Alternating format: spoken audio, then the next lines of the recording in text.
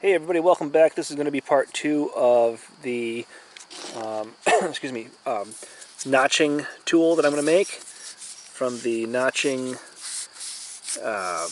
copper insert that Dave Tenbear sent me. You can see I've drilled the hole out. It's not perfect, but it's good enough.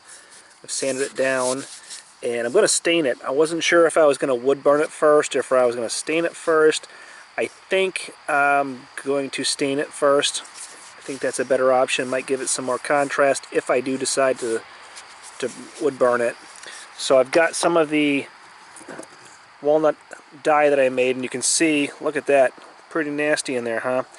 But everybody that I've talked to and all the research that I've done has indicated that if not pressure canned, not even pressure canned, if not like water bathed or boiled and then put into a canning jar with the lid, and then it'll automatically pop in a couple minutes.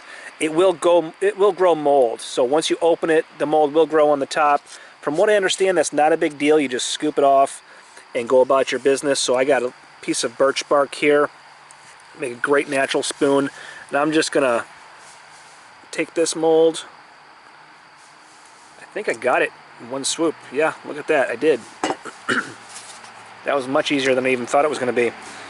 So now I've got my walnut dye, and I'm going to go ahead and stain this. So I think I'm going to pour it into this cup here. I don't know if this is going to be a great idea. I might just go straight out of the jar, but let's see. And I'm going to give this probably 3 coats.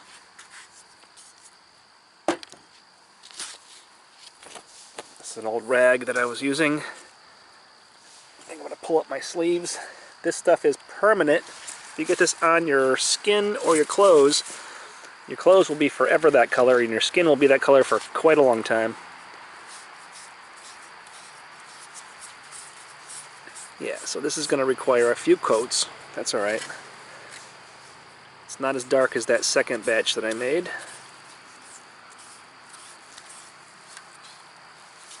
But a couple coats will do the trick.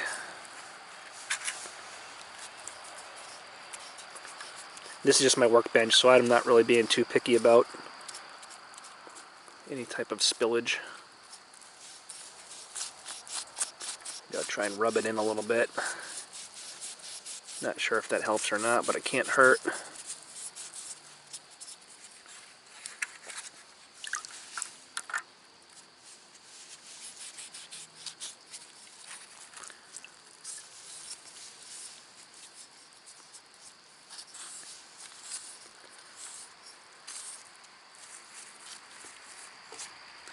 Alright, so we'll let that dry.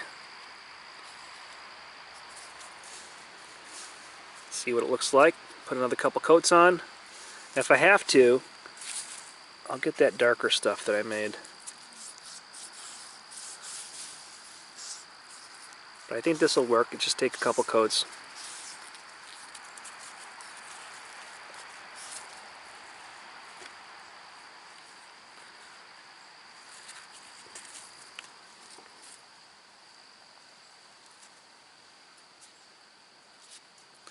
So leave that there, and when it dries, we'll come back, put another coat on, go from there.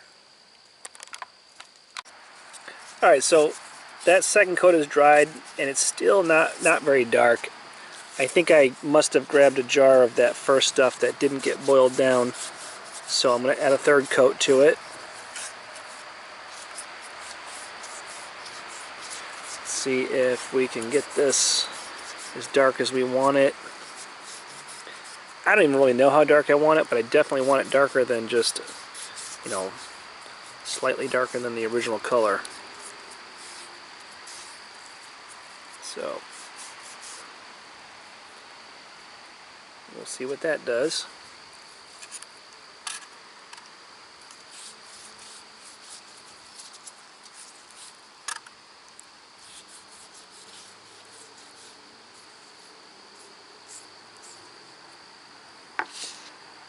We'll come back and we'll check it in a little bit.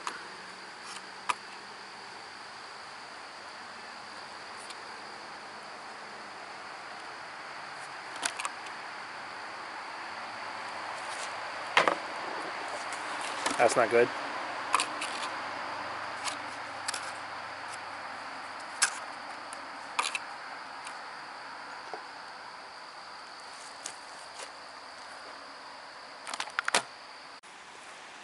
Alright, so here we are with our finished product. I put, I didn't record it, but I put another 2 coats on, so I think this has a total of 4 coats. Kind of interesting, this spot here got darker than the rest. I don't know why. I don't know if that's because it was maybe leaning on something when it was drying or what, but it's a kind of a cool characteristic, so I'm going to keep it just the way it is. And here I have the tool that Dave Tembears had sent me, or the insert rather, and I'm going to insert that and use the BBs, and I'm going to use a toothpick as the shim for the friction fit. If you haven't seen how I do the friction fit, I have a video somewhere on my page about that, or I'll explain it. So I'm going to put the camera back on the tripod here.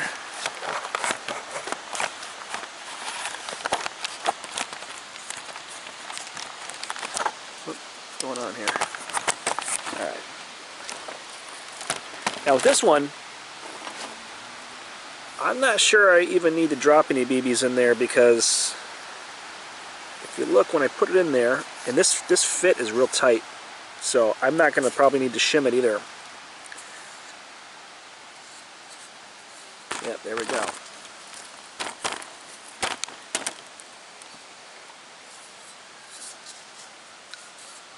So normally if I found it to be not as tight as I wanted it to be, because a lot of times it'll slide in and out, what I'll do is, I adjust the amount of the tool that's exposed or coming out by dropping BBs in, because every time you drop a BB in, it raises it. That's what I do with my pressure flakers.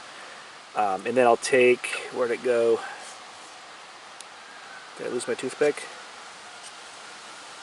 Yeah, I guess I did. Oh, yeah, I guess I lost my toothpick. But what I would do is I would take the toothpick, or a piece of any type of piece of wood, and just drive it into one of these spots here where there's a gap. See, this is pretty tight though. I can't even pull it out. I'm just going to leave it. Then I would take my hand pad and I would press the toothpick or the shim against my hand pad to push it in as far as I could. And then if it got loose, I just repeat the process. But it works really, really well. I switched from set screws because I found that the set screws for me, for whatever reason, always seem to strip. And that's when somebody suggested to me that if I drop a couple of BBs down there, it'll support the copper so that the set screw is really just holding the copper in place and not supporting the pressure of it when you're pushing down and pressure flaking. And that's what made me think, hey, why don't I just do something that's completely friction fit? So, that's what I did. So this is the final product. Now I have an awesome notching tool, and I can't wait to use it. Thanks, Dave. This will probably bring my notches to a new level. Alright. Everybody have a great day. See you later. Bye.